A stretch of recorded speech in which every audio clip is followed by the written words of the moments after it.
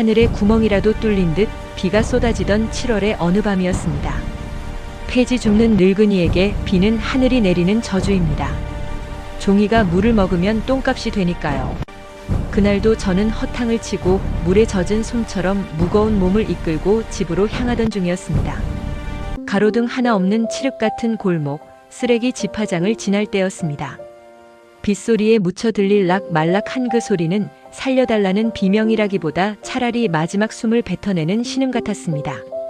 귀신에 홀린 듯 발을 멈추고 축축하게 젖은 라면 박스를 들춰보았습니다. 그 안에는 흙탕물을 뒤집어 쓴 털 뭉치 하나가 있었습니다. 태어난 지 두어 달이나 됐을까요? 제 어미에게 버림받은 건지 사람 손에 들려 나왔다 버려진 건지. 녀석은 차가운 빗물이 고인 박스 안에서 코만 겨우 내놓은 채 바들바들 떨고 있었습니다. 이미 체온은 식어 있었고 눈에는 초점이 없었습니다. 저는 그냥 지나치려 했습니다. 당장 내 입 하나 풀칠하기도 버거워 유통기한 지난 빵으로 끼니를 때우는 주제에 누굴 거둔단 말입니까?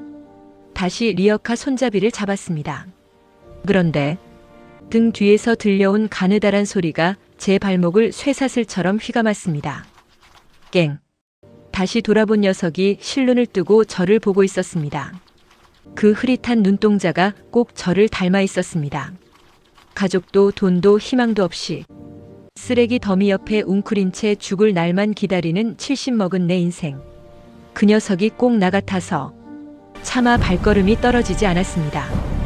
에이그, 이 미련한 거사. 너나 나나 세상 천지 오라는 데 없는 쓰레기 신세구나. 저는 입고 있던 냄새 나는 비닐 우비를 벗어 녀석을 감쌌습니다. 그리고 쇳덩이처럼 차가운 리어카 짐칸이 아닌 제 누더기 점퍼 안품 속 깊숙한 곳에 녀석을 넣었습니다. 뛰어야 했습니다. 내 심장 소리라도 들으면 혹시나 녀석이 숨을 쉴까봐.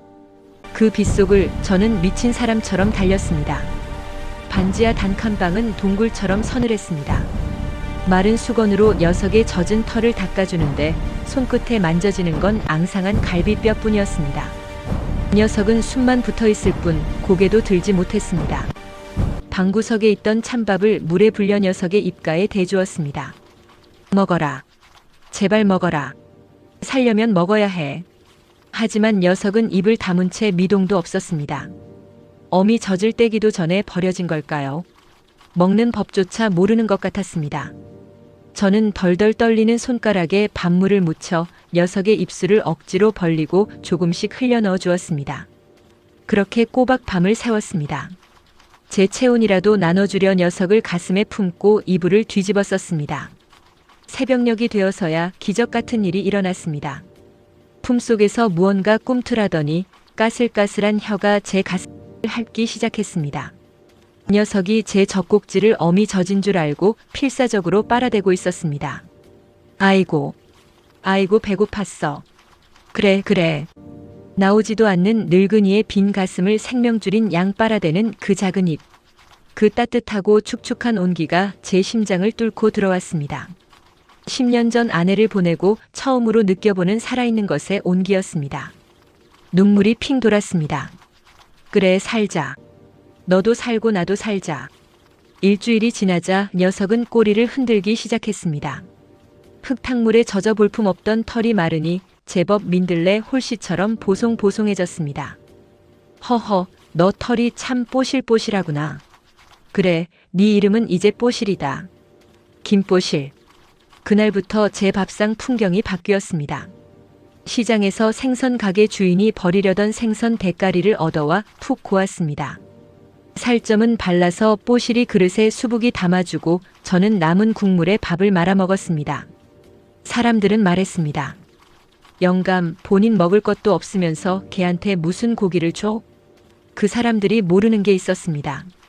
녀석이 허겁지겁 밥을 먹다가 고개를 들어 까만 눈으로 저를 쳐다보며 컹 하고 짖어줄 때, 그때 제 뱃속이 얼마나 든든해지는지를요.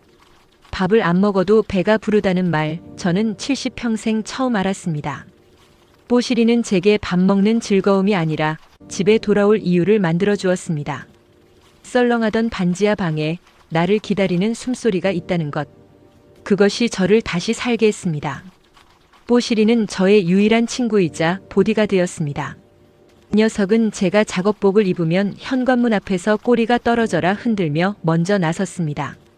세상은 가난한 노인에게 친절하지 않았습니다. 동네 취객이 리어카를 발로 차며 눈 깔고 다녀 라고 시비를 걸어오던 날이었습니다. 저는 죄인처럼 고개를 숙이고 죄송합니다를 연발했습니다. 그때였습니다. 리어카 짐칸에 앉아있던 그 조그만 녀석이 사자처럼 이빨을 드러내고 튀어나갔습니다. 앙, 앙, 으르렁. 제 몸집의 10분의 1도 안 되는 취객 다리에 매달려 지저대며 제 앞을 막아섰습니다. 마치 우리 아빠 건들지 마. 우리 아빠한테 왜 그래? 라고 울부짖는 것 같았습니다. 취객이 놀라 도망간 뒤 저는 뽀시리를 끌어안고 한참을 울었습니다. 자식들도 부끄럽다고 외면한 못난 애비를 이 작은 짐승이 목숨 걸고 지켜주었습니다. 가파른 언덕길을 오를 때 제가 힘에 붙여 헉헉거리면 뽀시리는 리어카 뒤에서 앞발로 짐을 미는 신용을 했습니다. 그 고사리 같은 발이 무슨 힘이 되겠습니까? 하지만 그 마음이 고마워, 녀석의 낑낑거리는 응원 소리가 고마워. 저는 이 악물고 언덕을 넘을 수 있었습니다. 우리는 그렇게 서로의 부족한 부분을 채워주는 완전한 하나가 되었습니다. 하지만 행복했던 시절, 잊을 수 없는 아찔한 사건이 있었습니다. 뽀시리가 1살쯤 되었을 때였습니다. 폐지를 가득 실은 리어카를 끌고 위험한 4차선 도로변을 지날 때였습니다. 건너편에서 고물상 주인이 손을 흔들자 반가운 마음에 뽀시리가 목줄을 끊을 듯이 당기며 도로로 뛰어들었습니다. 뽀시라, 안 돼. 거대한 덤프트럭 바퀴가 뽀시리 코앞 10m에서 멈췄습니다. 검은 타이어 자국이 녀석의 앞발 바로 앞까지 그어졌습니다. 세상이 멈춘 것 같았습니다. 뽀시리는 공포에 질려 오줌을 지린 채 바퀴 옆에 주저앉아 있었습니다. 저는 리어카를 내팽개치고 미친 사람처럼 도로로 뛰어들었습니다. 트럭 기사의 욕설이 쏟아졌지만 들리지 않았습니다. 저는 뽀시리의 뒷덜미를 낚아채 인도로 굴렀습니다. 너무 놀라고 너무 무서워서 녀석을 잃는 줄 알았다는 공포감에 제정신이 아니었습니다. 저는 덜덜 떨리는 손으로 뽀시리의 엉덩이를 팡팡 때리며 소리를 질렀습니다. 이놈의 시키야. 죽으려고 환장했어. 차가 오는데 어딜 뛰어들어. 너 죽으면 나는 어떡해. 나 혼자 어떻게 살라고. 제 울음 섞인 고함에 뽀시리는 깨갱소리 한 번 안 내고 제 눈물만 하찼습니다. 잘못했다고 다시는 안 그러겠다고 제 손에 머리를 비볐습니다. 그날 이후 저는 뽀시리에게 세상에서 가장 엄격한 훈련 하나를 시켰습니다. 바로 기다려였습니다. 맛있는 간식을 앞에 두고도 기다려. 산책을 나가고 싶어 펄쩍 뛰어도 문 앞에서 기다려. 제가 리어카를 세워두고 폐지를 주우러 갈 때도 전봇대 아래 묶어두고 기다려. 처음엔 뽀시리도 힘들어했습니다. 하지만 녀석은 영리했습니다. 아빠가 기다려라고 말할 때는 내가 너를 반드시 데리러 온다는 피의 약속이 담겨 있다는 걸 알아챘습니다. 제가 고무를 줍고 돌아와 옳지. 이제 가자. 라고 말할 때까지 녀석은 비가 오나 눈이 오나 그 자리에서 망부석처럼 저만 보고 있었습니다. 그 기다려가. 훗날 우리에게 가장 슬픈 저주가 될 줄은 꿈에도 모른 채. 우리는 그렇게 서로를 믿고 기다리고 또 사랑했습니다. 세월은 우리 사정을 봐주지 않고 흘렀습니다. 어느덧 뽀시리의 주둥이에는 하얀 서리가 내려앉았고 제 무릎은 비만 오면 삐걱거렸습니다. 우리는 늙어가고 있었습니다. 서로의 체온에 의지해서 말이죠. 유난히 춥던 그의 겨울이었습니다. 기름 보일러는 고장난 지 오래였고 낡은 전기장판 하나가 우리의 유일한 난로였습니다. 춥다 추워. 새벽이면 냉기가 방바닥을 타고 올라왔습니다. 저는 전기장판의 온도를 강으로 올리고 뽀시리를 그 위에 앉혔습니다. 그리고 저는 장판 밖 찬 바닥에 이불을 깔고 누웠습니다. 아빠, 왜 거기서 자? 이리 와. 뽀시리가 자꾸만 제 소매를 물고 따뜻한 장판 위로 끌어당겼습니다. 하지만 저는 알았습니다. 늙은 믹스견인 녀석의 관절이 저보다 더 시리다는 것을요. 아빠는 열이 많아서 시원한 게 좋아. 너나 지져, 임마. 거짓말이었습니다. 뼈마디가 얼음장처럼 쑤셨습니다. 하지만 녀석이 따뜻한 곳에서 새근새근 잠든 숨소리를 들으면 그게 제 난로였습니다. 그때부터였을 겁니다. 가슴 깊은 곳에서 심장이 쥐어짜듯 아파오기 시작한 게 죽음이 문지방을 넘고 있었습니다. 가슴 통증이 잦아지던 어느 날 저는 직감했습니다. 아, 갈 때가 됐구나. 이번 겨울을 못 넘기겠구나. 제 걱정은 오직 하나였습니다. 내가 쓰러지면 내 새끼 밥은 누가 주나. 동사무소 직원들이 나를 발견하기까지 며칠이 걸릴지 모르는데 그동안 우리 뽀실이 굶으면 어쩌나. 저는 장판 밑에 숨겨둔 꼬깃꼬깃한 쌈짓돈을 전부 꺼냈습니다. 그리고 동네 마트로 향했습니다. 할아버지, 이거 제일 큰 건데 들고 가실 수 있겠어요? 20kg짜린데. 점원이 걱정스레 물었습니다. 제 몸무게의 절반이나 되는 거대한 사료 포대, 그리고 2리터 생수 6묶음. 평소라면 엄두도 못 낼 무게였습니다. 하지만 저는 잇몸을 꽉 깨물고 그것들을 어깨에 짊어졌습니다. 집으로 가는 언덕길은 지옥 같았습니다. 다리가 후들거리고 심장이 터질 것 같았지만 멈출 수 없었습니다. 이건 단순한 밥이 아니었습니다. 내가 떠나고 난 뒤 홀로 남을 녀석에게 남기는 유산이자 생명줄이었습니다. 이거면 한 달은 버티겠지. 그래, 한 달이면 누군가 오겠지. 방 한구석에 산처럼 쌓인 사료 포대를 보며 저는 땀범벅이 된 채 웃었습니다. 그것이 제 마지막 쇼핑이었습니다. 그날 밤이었습니다. 저녁도 거르고 누워있는데 가슴속에서 망치로 때리는 듯한 격통이 찾아왔습니다. 숨이 쉬어지지 않았습니다. 시야가 핑 돌며 천장이 무너져 내리는 것 같았습니다. 119를 부르려 손을 뻗었지만 전화기는 너무 멀리 있었습니다. 손가락 하나 까딱할 힘이 없었습니다. 컹, 컹, 낑. 뽀시리가 달려왔습니다. 본능적으로 이상함을 느낀 녀석이 제 가슴팍을 긁으며 울부짖었습니다. 제 얼굴을 핥으며 흔들어 깨우려 했습니다. 안 돼. 흐릿해지는 의식 속에서 저는 뽀시리의 눈을 보았습니다. 겁에 질린 그 눈동자. 제가 이대로 눈을 감으면 이 녀석은 영문도 모른 채 굶주림과 싸워야 합니다. 저는 마지막 힘, 아니 죽을 힘을 다해 기어갔습니다. 부엌 구석에 놓인 사료 포대를 향해서 손톱이 부러져라 사료 봉지를 쥐어뜯었습니다. 그리고 세수돼야만 한 양푼의 사료를 들이부었습니다. 콸콸콸. 넘치고 또 넘치도록 물그릇에도 물을 가득 채웠습니다. 평소라면 살찐다며 조금씩 줬을 밥을 산처럼 쌓았습니다. 바닥에 흩어진 사료 알갱이들이 마치 제 부서진 마음 같았습니다. 뽀시리가 꼬리를 흔들며 다가왔습니다. 밥 냄새가 나서가 아니었습니다. 아빠가 일어났다는 게 기뻐서였습니다. 녀석이 제 품을 파고들려 했습니다. 하지만 저는 녀석을 밀어냈습니다. 지금은 어리광을 받아줄 때가 아니었습니다. 제가 쓰러지면 녀석이 밖으로 뛰쳐나가거나 짖다가 이웃에게 쫓겨날까봐 두려웠습니다. 녀석을 진정시키고 이 방 안에서 안전하게 버티게 해야 했습니다. 제 입에서 피 섞인 기침이 터져나왔습니다. 이것이 제 생의 마지막 목소리가 될 것임을 알았습니다. 저는 떨리는 손으로 검지 손가락을 들어 올렸습니다. 우리 둘만의 가장 강력한 약속. 뽀시리가 제 손가락을 보고 즉시 엉덩이를 바닥에 붙였습니다. 하지만 눈빛은 흔들리고 있었습니다. 아빠의 표정이 평소와 달랐으니까요. 미안하다, 뽀시라. 정말 미안하다. 나는 너를 두고 먼저 간다. 하지만 너는 살아야 해. 이 밥 다 먹고 물도 마시고 꼭 살아서 나가야 해. 저는 쥐어짜듯 목소리를 뱉어냈습니다. 뽀시라. 기다려. 먹지 마. 아직 아니야.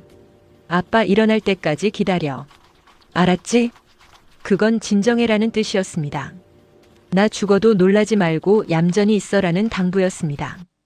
하지만 그 말이 녀석에게 먹지 말고 굶어라는 저주가 될 줄은 정말 몰랐습니다. 뽀시리는 끼잉 소리를 내며 귀를 젖혔습니다. 그리고 그 산더미 같은 밥을 앞에 두고 얌전히 앉았습니다. 아빠의 명령이니까요. 아빠가 일어나서 먹으라고 할 때까지 참아야 하니까요. 제 눈꺼풀이 천근만근 무거워졌습니다. 마지막으로 본 건 흐릿한 어둠 속에서 저만 뚫어져라 바라보는 뽀시리의 까만 눈동자였습니다. 사랑한다. 내 새끼. 제 손이 툭 하고 바닥으로 떨어졌습니다. 방 안에는 뽀시리의 거친 숨소리만 남았습니다. 그렇게 우리의 이별은 시작되었습니다. 아빠의 손이 바닥으로 떨어지고 방 안에는 무거운 정적만이 감돌았습니다. 뽀시리는 꼬리를 살랑이며 아빠의 얼굴을 핥았습니다. 평소처럼 코를 골며 주무시는 줄 알았습니다. 조금 있으면 잘 잤다 하며 기지개를 켜고 일어날 줄 알았습니다. 뽀시리는 아빠의 차가워진 손등 위에 턱을 괴고 엎드렸습니다. 기다려라고 했으니까요. 아빠가 눈을 뜰 때까지 얌전히 곁을 지키는 게 뽀시리의 임무였습니다. 하루가 지났습니다. 배에서 꼬르륵 소리가 요란하게 울렸습니다. 목이 말라 혀가 입천장에 달라붙었습니다. 뽀시리는 눈앞에 쌓인 사료산을 바라보았습니다. 고소한 냄새. 한 입만 먹으면 살 것 같았습니다. 하지만 뽀시리는 침을 꼴깍 삼키고는 고개를 돌렸습니다. 아니야. 아빠가 먹으라고 안 했어. 내가 몰래 먹으면 아빠가 실망할 거야. 녀석은 배고픔을 참는 것이 아빠를 깨우는 방법이라 믿는 듯 했습니다. 사흘째 되던 날 방 안의 공기가 바뀌었습니다. 구수하던 아빠의 냄새는 사라지고 코를 찌르는 시큼하고 역한 냄새가 진동하기 시작했습니다. 죽음의 냄새 부패였습니다. 어디선가 파리떼가 몰려와 아빠의 얼굴과 눈가에 앉았습니다. 뽀시리는 소스라치게 놀라 벌떡 일어났습니다. 녀석은 기력이 없는 몸으로 허공을 향해 이빨을 딱딱거렸습니다. 파리를 쫓고 또 쫓았습니다. 아빠를 지켜야 했으니까요. 자신이 잠들면 벌레들이 아빠를 괴롭힐까봐 뽀시리는 퀭한 눈으로 밤새 파리와 싸웠습니다. 탈진 상태였습니다. 갈비뼈는 가죽을 뚫고 나올 듯 앙상해졌고 뒷다리는 후들거려 서 있을 수조차 없었습니다. 그런데도 녀석은 사료 그릇 쪽으로는 고개도 돌리지 않았습니다. 이제는 본능이 아니라 오기였습니다. 내가 이렇게 기다리는데, 내가 이렇게 말 잘 듣는데. 제발 일어나봐요. 닷새째. 한계가 왔습니다. 뽀시리의 눈앞이 빙빙 돌았습니다. 본능이 이성을 지배하기 시작했습니다. 미칠 듯한 허기가 녀석의 뇌를 조종했습니다. 뽀시리는 자신도 모르게 사료 그릇 쪽으로 기어갔습니다. 질질 끌리는 다리, 코앞, 산처럼 쌓인 사료에서 나는 기름진 냄새가 녀석을 유혹했습니다. 뽀시리가 떨리는 입을 벌려 사료 알갱이를 물려고 했습니다. 그 순간 뽀시리는 감전된 듯 화들짝 놀라 뒤로 물러났습니다. 입가에는 끈적한 침이 길게 늘어졌습니다. 먹고 싶어서, 너무나 먹고 싶어서 침을 흘리면서도 녀석은 바닥에 머리를 찌우며 울었습니다. 낑, 낑. 그것은 잘못했어요라는 참회였습니다. 아빠와의 약속을 깰 뻔했다는 죄책감. 내가 밥을 먹어버리면 아빠와의 연결고리가 끊어져 버릴지도 몰라. 녀석은 사료 그릇을 등지고 다시 싸늘한 시신 곁으로 돌아와 웅크렸습니다. 그릇 주변 바닥에는 녀석이 흘린 침 자국만 흥건하게 말라붙어 있었습니다. 방 안은 지옥인데 벽 하나 건너 세상은 너무나 평화로웠습니다. 지나가던 이웃집 여자가 코를 킁킁거리는 소리가 들립니다. 어우, 이게 무슨 냄새야? 쥐가 죽었나? 김씨 할아버지 며칠 안 보이네. 어디 놀러 가셨나? 발자국 소리가 멀어집니다. 뽀시리는 문 쪽을 향해 작게 짖으려 했지만 목소리가 나오지 않았습니다. 쉭, 쉭. 바람 빠지는 소리만 날 뿐이었습니다. 세상은 이 작은 방의 비극에 아무런 관심이 없었습니다. 일주일이 지났습니다. 이제 뽀시리는 눈을 뜰 힘조차 없었습니다. 의식이 혼미해지며 꿈과 현실의 경계가 무너졌습니다. 꿈속에서 아빠가 일어났습니다. 건강한 모습으로 환하게 웃으며 사료 봉지를 뜯어주십니다. 우리 뽀시리 배고팠지? 이제 먹자. 고기 반찬 해줄게. 뽀시리는 꿈속에서 꼬리를 흔들었습니다. 하지만 현실의 뽀시리는 차가운 시신 위에 턱을 괴고 거칠게 마지막 숨을 몰아쉬고 있었습니다. 녀석의 코끝이 말라비틀어졌습니다. 눈가에는 눈물 자국이 길게 말라붙어 굳어 있었습니다. 죽음이 뽀시리의 코앞까지 다가왔습니다. 하지만 녀석의 마음속엔 여전히 단 하나의 문장만이 닷처럼 박혀 있었습니다. 기다려. 아빠가 올 때까지. 기다려. 그때였습니다. 지옥 같은 정막을 깨고 구원의 빛이, 아니 잔인한 진실을 알릴 사람들이 문을 부수고 들어왔습니다. 일주일간의 정막을 깨고 굳게 닫혀있던 반지하의 문이 뜯겨나갔습니다. 여름의 뜨거운 햇살이 어두운 방 안으로 폭력적으로 쏟아져 들어왔습니다. 경찰입니다. 계십니까? 의학 냄새. 마스크 써 마스크. 출동한 박 형사와 구조대원들은 코를 찌르는 악취의 인상을 찌푸리며 방으로 진입했습니다. 그들의 플래시 불빛이 방 안을 비췄습니다. 썩어 문드러진 벽지, 널브러진 옷가지, 그리고 전기장판 위에 싸늘하게 식어있는 김노인의 시신. 대원들이 시신을 수습하려 다가가는 순간이었습니다. 크르르릉. 시신 옆 어둠 속에서 앙상한 뼈만 남은 짐승 한 마리가 비틀거리며 일어섰습니다. 뽀실이었습니다.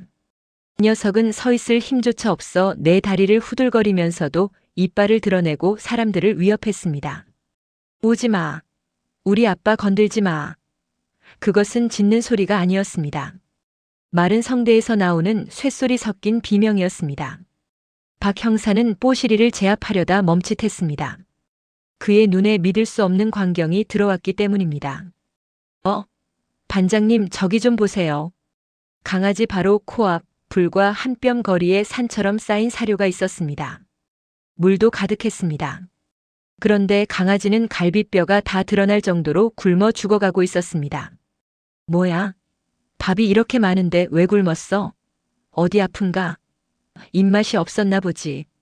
대원들은 의아해하며 혀를 찼습니다. 하지만 박 형사의 생각은 달랐습니다. 바닥에 말라붙은 흥건한 침자국. 녀석은 먹기 싫었던 게 아니라 참았던 것이 분명했습니다. 박 형사는 방을 둘러보다가 벽에 붙은 낡은 달력을 발견했습니다. 떨어질 듯 덜렁거리는 달력 귀퉁이에 김노인이 삐뚤빼뚤하게 써놓은 메모가 보였습니다. 박 형사는 망치로 머리를 얻어맞은 듯 했습니다. 달력을 쥔 손이 부들부들 떨렸습니다. 아, 이 미련한 놈아. 기다리라고 해서. 그래서 안 먹은 거냐? 주인 죽은 줄도 모르고. 녀석은 굶어 죽을지언정 기다려라는 아빠와의 약속을 목숨보다 귀하게 여겼던 것입니다. 대원들이 시신을 옮기려 하자 뽀시리가 미친 듯이 발버둥 쳤습니다. 녀석의 눈에서 공포와 절망이 쏟아져 나왔습니다. 박 형사는 눈시울이 붉어진 채 뽀시리 앞으로 다가갔습니다. 그리고 녀석의 눈높이에 맞춰 무릎을 꿇었습니다. 경계하는 뽀시리의 머리에 조심스럽게 손을 얹었습니다. 체온이 느껴지지 않는 앙상한 머리통이었습니다. 박 형사는 목이 메어 잠시 말을 잇지 못하다가 하늘에 있는 김노인을 대신해 입을 열었습니다. 뽀시라. 괜찮아. 할아버지 이제 푹 주무셔야 해. 이제 그만 지켜도 돼. 뽀시리가 박 형사의 눈을 빤히 쳐다보았습니다. 마치 정말요? 정말 아빠가 이제 쉬는 거예요? 라고 묻는 듯 했습니다. 박 형사는 사료 그릇을 뽀시리의 코앞으로 밀어주었습니다. 그리고 떨리는 목소리로 가장 중요한 한마디를 건넸습니다. 밥 먹어라. 어서 먹어. 일주일 동안 그토록 듣고 싶었던 그 한마디. 순간 뽀시리의 몸에서 팽팽했던 긴장의 끈이 툭 끊어졌습니다. 녀석은 힘이 풀린 듯 주저앉으며 사료 그릇에 머리를 박았습니다. 와드득, 으드득. 녀석은 씹지도 않고 사료를 삼켰습니다. 그런데 정신없이 밥을 먹는 뽀시리의 눈에서 굵은 눈물방울이 툭툭 떨어져 밥그릇 위로 떨어졌습니다. 밥을 삼키는 건지 울음을 삼키는 건지. 녀석은 밥을 먹으면서 서럽게 울었습니다. 시선은 여전히 들것에 실려나가는 할아버지를 향한 채 입으로는 살기 위해 밥을 밀어넣고 있었습니다. 아빠, 나 밥 먹어요. 말 잘 들었죠? 그러니까 가지 마요. 먹으면서 흐느끼는 짐승의 울음소리가 빈 방을 가득 채웠습니다. 건장한 구조대원들도 산전수전 다 겪은 박 형사도 모두 고개를 돌리고 눈물을 훔쳤습니다. 며칠 후 시립 화장터. 무연고자로 처리된 김노인의 장례는 조촐했습니다. 박 형사는 뽀시리를 이동장에 넣어 데려왔습니다. 한 줌의 재가 되어 나온 할아버지. 박 형사가 유골함을 뽀시리에게 보여주었습니다. 뽀시라, 인사해. 아빠다. 뽀시리는 유골함 냄새를 킁킁 맡더니 나지막하게 울었습니다. 아우. 그것은 녀석이 할아버지에게 보내는 마지막 자장가였습니다. 강산이 변한다는 10년의 세월이 흘렀습니다. 그 사이 뽀시리는 박 형사님의 사랑을 듬뿍 받으며 동네에서 제일 유명한 장수견이 되었습니다. 하지만 흐르는 시간을 막을 수는 없었습니다. 어느 따스한 봄날 오후. 이제는 눈도 잘 안 보이고 뒷다리는 굳어버린 17살의 뽀시리가 거실 양지 바른 곳에 누워 있습니다. 숨 쉬는 것조차 버거워 보입니다. 박 형사님이 뽀시리의 머리를 쓰다듬으며 눈물을 삼킵니다. 뽀시라.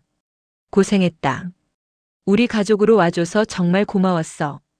뽀시리는 흐릿한 눈으로 박 형사를 바라보며 꼬리를 아주 살짝 바닥에 쓸리듯 흔들었습니다. 고마워요, 아빠. 나 이제 그 할아버지 만나러 가도 돼요? 마치 허락을 구하는 눈빛이었습니다. 박 형사님은 그 마음을 읽은 듯 뽀시리의 귀에 대고 속삭였습니다. 그래. 가라. 가서 실컷 뛰어놀아. 뽀시리가 깊은 숨을 내쉬었습니다. 녀석의 고통스러웠던 호흡이 멈추고 몸에서 힘이 빠져나갔습니다. 두 번째 아빠의 품에서 뽀시리는 가장 평온한 잠에 들었습니다. 뽀시리가 눈을 떴습니다. 이상했습니다.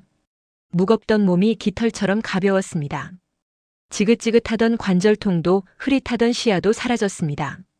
주변은 온통 눈부신 꽃밭이었습니다. 향긋한 풀 냄새가 코끝을 간지럽혔습니다. 여기가 어디지? 뽀시리는 자리에서 일어나 몸을 털었습니다. 컹. 목소리도 쩌렁쩌렁하게 돌아왔습니다. 다시 1살 때의 그 건강한 뽀시리로 돌아간 것입니다. 그때였습니다. 저 멀리 꽃밭 너머 언덕 위에서 아주 익숙하고 그리운 냄새가 바람을 타고 날아왔습니다. 박 형사님의 비누 냄새가 아니었습니다. 그것은 10년 전 맡았던 꼬릿하고 낡았지만 세상에서 가장 포근했던 흙냄새와 파스 냄새였습니다. 뽀시리의 귀가 쫑긋 섰습니다. 녀석은 본능적으로 언덕을 향해 달리기 시작했습니다. 다리가 보이지 않을 정도로 빠르게 미친 듯이 질주했습니다. 언덕 위에 누군가 서 있었습니다. 낡은 점퍼, 허름한 바지, 그리고 한 손에는 낡은 리어카 손잡이를 쥔 채 그가 뒤를 돌아보았습니다. 주름진 얼굴, 하얀 머리칼. 김노인이었습니다. 그는 10년 전 그 모습 그대로 하지만 훨씬 더 건강하고 환한 미소로 서 있었습니다. 허허. 내 새끼. 이제 오냐? 김노인이 무릎을 굽히고 두 팔을 활짝 벌렸습니다. 뽀시리가 달려오는 속도를 줄이지 않고 김노인의 품으로 다이빙했습니다. 뽀시리는 김노인의 얼굴을 미친 듯이 핥았습니다.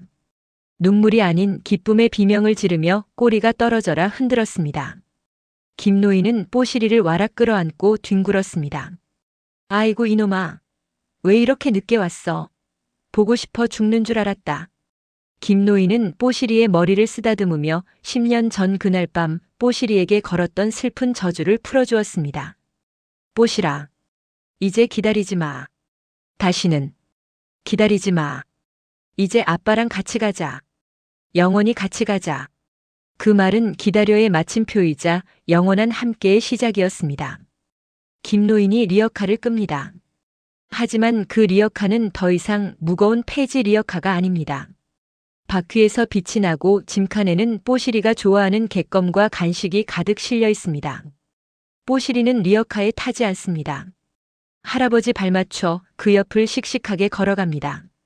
둘은 무지개 다리 너머 끝없이 펼쳐진 초원을 향해 걸어갑니다. 세상엔 죽음조차 갈라놓을 수 없는 사랑이 있습니다. 7일을 굶으며 약속을 지켰던 뽀시리는 이제 더 이상 기다리지 않습니다. 그곳엔 배고픔도 추위도 이별도 없으니까요. 혹시 지금 사랑하는 반려견을 떠나보내고 슬퍼하는 분이 계신가요? 너무 울지 마세요. 그 아이는 지금 저 무지개 다리 건너에서 당신을 가장 건강한 모습으로 기다리고 있을 테니까요. 엄마, 아빠, 천천히 와. 나 잘 놀고 있을게. 라고 말하면서요. 지금 여러분 곁에는 누가 있나요? 오늘 집에 돌아가면 나만 바라봐주는 그 작은 생명에게 혹은 사랑하는 가족에게 기다려줘서 고마워, 사랑해라고 말해보는 건 어떨까요? 세상 모든 뽀시리들이 행복해지는 그날까지 이 채널의 이야기는 계속됩니다. 다음 이야기도 놓치지 않으시려면 구독과 알림 설정 부탁드립니다.